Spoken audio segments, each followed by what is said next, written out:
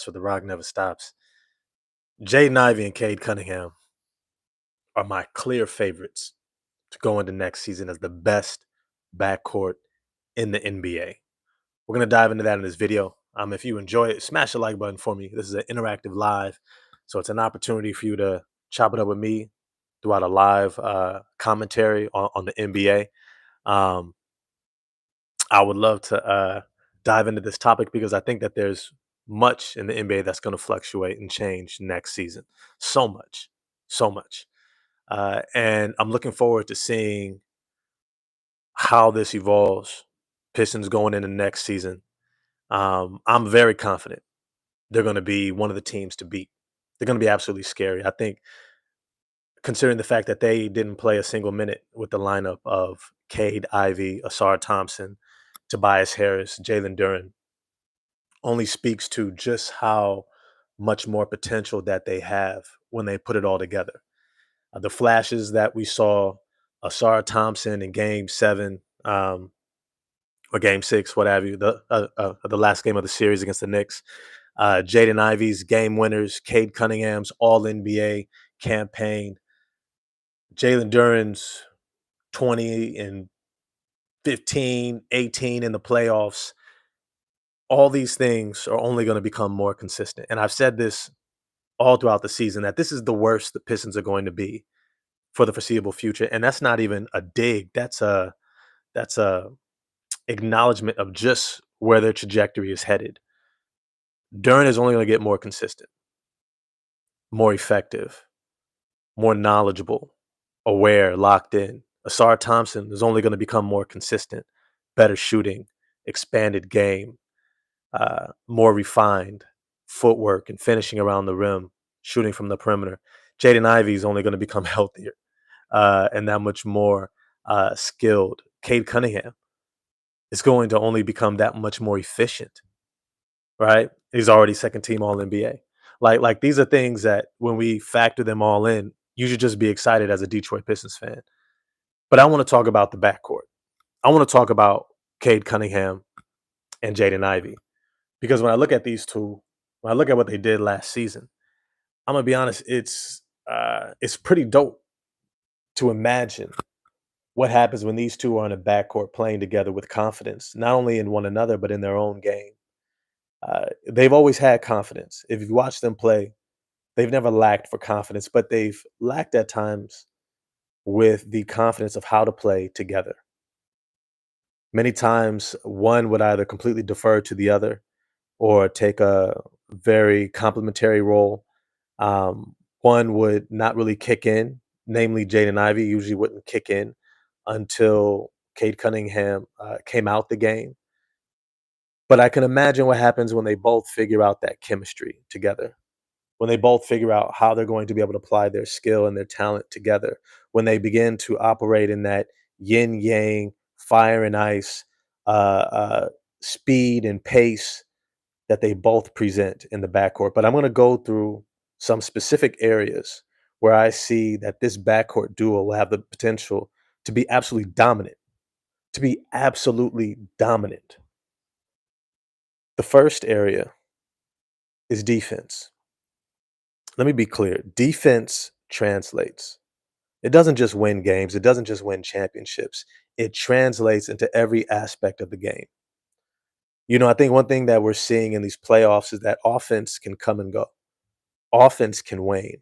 But if your defense can generate offense, it is going to speak to your efficiency as a team. It's going to only add to your ability to get yourself going, to get into a rhythm, to be able to break runs from the other team, to be able to sustain your own run or to be able to create one, to change the momentum when it matters the most. Your defense is your foundation. Having the ability to lock up, the ability to have the athleticism, the length, the physical size, the toughness, the positional size to be able to contain just about anyone on the perimeter, especially at the point of attack.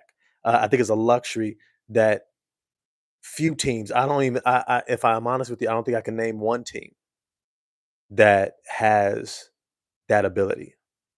right? Name one backcourt that has a point guard, shooting guard duo that has the size, athleticism, length, and physicality on the defensive end. Probably the best example would be Drew Holiday and Derek White. But even then, yeah, I would say that that's probably the best example of a defensive backcourt, purely defensive, right? I'm not talking about offense, not talking about transition, all the other stuff. I'm talking about just defensively. At around 6'5", 6'4", between the two of them, both of them have the defensive acumen, IQ, um, dedication. They get locked in. But I would say this: Drew Holiday is probably the only one that is a physical force on the defensive end. Derek White isn't as physical when it comes to his defense, but he is tenacious. He does get up into you. Really good footwork. Excuse me. Really good lateral mobility, quick hands, things of that nature. But when I look at Cade Cunningham and Jaden Ivey, I look at two dudes. Cade Cunningham at 6'7", 6'6", 6'7", but about 220 pounds, right? That's a huge contrast to somebody who's only maybe 6'4", 200 pounds. That extra 20 pounds, it means something, especially in the playoffs. It means something when you're consistently being able to lean on somebody and play a physical brand of defense within the flow of the game. Jaden Ivey, 6'5", 210, 215 pounds, athletic freak, with a 6'9" wingspan, ability to contest, the speed to close out, to recover and retreat, to get over the top of those screens and contest, even from the backside. Even when you think you have him in jail and have him beat, he's able to contest from behind you because of his length, right? This is a combination that no other duo truly has. That level of athleticism, size, and physicality and length. But let me go on from there. Their scoring ability, I don't think a single other backcourt has outside of maybe Donovan Mitchell and Darius Garland. I think those two have the ability to put up anywhere between 40 to 60 points in a game collectively. Not to mention including assists, they might be responsible for anywhere between 50 to 70 points throughout the course of a game. And when they both have it going, there's no two backcourt players who have as much offensive firepower as those two, except potentially Cade Cunningham and Jaden Ivey. Their ability to score in bunches, I think, rivals any duo, including Mitchell and Garland.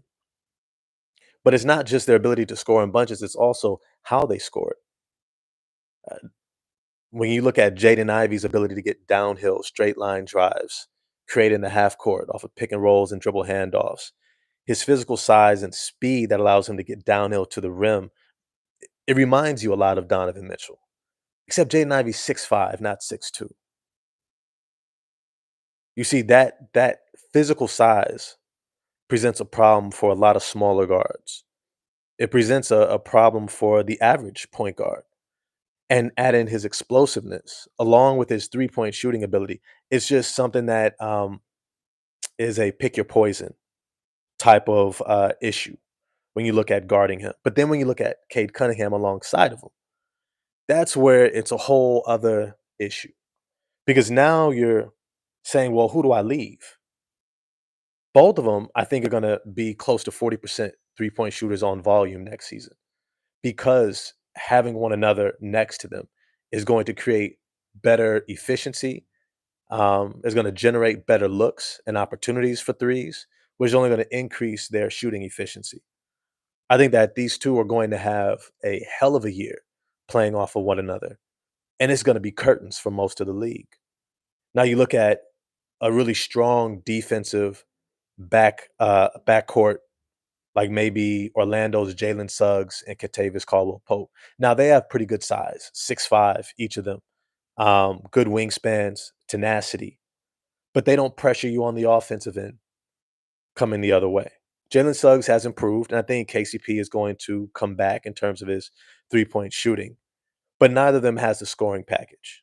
Neither of them has that explosive scoring ability in bunches, the ability to rip off 8 to 10 points in a row with a few assists and getting to the free throw line. Neither of them present that type of offensive playmaking and shot creation. Let me get to this comment here.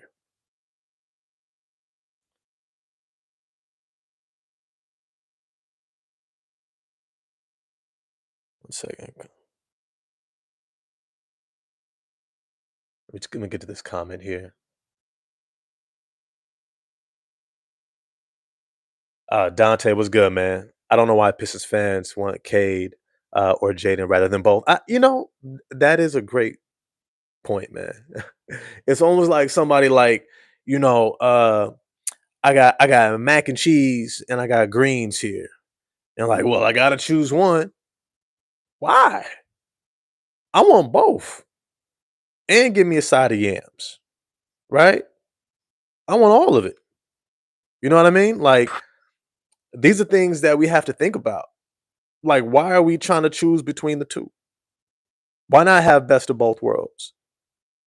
Right? When I think about what those two bring on both sides of the ball and their explosiveness when it comes to scoring. Like there's a lot of guys who can score, right? Garland and Donovan Mitchell are probably the best combination. But neither have proven all that durable and necessarily physically built for the playoffs. Now, I think Garland in the playoffs, if he's ever healthy, is going to be able to perform. He has a highly cerebral game, but I don't know if he's that scorer in the playoffs that you could rely upon to potentially get you 30. Right. I don't know if Donovan Mitchell and Garland will ever present a defensive problem for another backcourt. Right. Cade and Ivy would be almost like combining, maybe not as good defensively, but imagine if you combine Suggs and KCP with Donovan Mitchell and Darius Garland. Imagine if you had that combination of defense and offense. That is what I foresee as the ceiling for this backcourt. When I look at these two, it's hard for me to picture how teams scheme for them night in and night out. How when you put guys like Asara Thompson in between them, where you can play both of them off the ball, right? How scary that is, right? How terrifying that has to be. It almost reminds me of like remember when the second three-peat for the Chicago Bulls when they had Ron Harper, Michael Jordan, and Scottie Pippen. And then you would have Scottie running the point, and you have Ron Harper and Michael Jordan on both sides. People forget Ron Harper was a all-star, 20 plus point a game, explosive athletic scorer. I think he had a knee injury, so he wasn't as explosive, but he could still score. He could still get downhill. He could still post you up, mid-range jumper, threes, all that stuff. Like he was still nice. Imagine having to pick between 6'6" Jordan and 6'6" Ron Harper on your wings with 6'7" Scottie Pippen bringing the ball up down the middle, right? Like this is what this team is going to present next season. Who do you come off of? Who do you who do you say I'm gonna let this guy kill me? You know, when you're going up against a squad like the Indiana Pacers, okay, Nimhard is your defender, maybe gives you a little bit of offense. Tyrese Halliburton is your offensive hub, only gives you a little bit of defense. Then all of a sudden, as you're in the playoffs, you kind of say, okay, how I'm going to scheme is we're going to focus on one end of the court and the other on the other end. Imagine if you have to focus on both of them at the same time on both ends at all times. What this allows you to do when you're the Detroit Pistons is say, I'm always going to have an advantage. I'm always going to have the ability to bend the defense or the offense to our favor. And I think in the playoffs, it's going to play out all the more because as we're seeing just how physical it gets, how much you have to be able to rely on a defense, how physical positional size and athleticism plays a major part in your ability to get loose, in your ability to generate offense or create turnovers. What I foresee this backcourt, man, it's about to take the league by storm. And those of y'all who, I mean, it seems like folks are finally getting off the whole might have to trade Ivy kick. That junk was it was wild to me from the beginning. Um, I challenge y'all to go back and watch Jaden Ivey highlights from this season. Just watch what he was doing out there, and then watch Cade Cunningham, and then watch what they do together. And if you have NBA League Pass, I challenge you to go back to watch some of those games where they were both able to get off in the same game, where they both had over 20 points in the same game throughout last season, throughout this past season. So I don't know, y'all. Some of y'all are still out on this backcourt. I don't know. Let me know in the comment section. This is just a quick video. I'm gonna do a couple more because I got to get into this Jokic debate. Um, yeah, yeah, we're gonna get into this. We're gonna get into this. Either way, appreciate y'all. I gotta slide out of here. But it's your man 100 grand Ross with the Rock Never Stops. If you get a chance to jump into my lives, they are interactive. Put something in the chat. I will get back to it. Shout out to the Pistons next season. They're gonna be doing their thing with the best backcourt in the league. If you enjoyed the video, smash the like button for me and subscribe and the bell for notifications, and I'm out. Peace.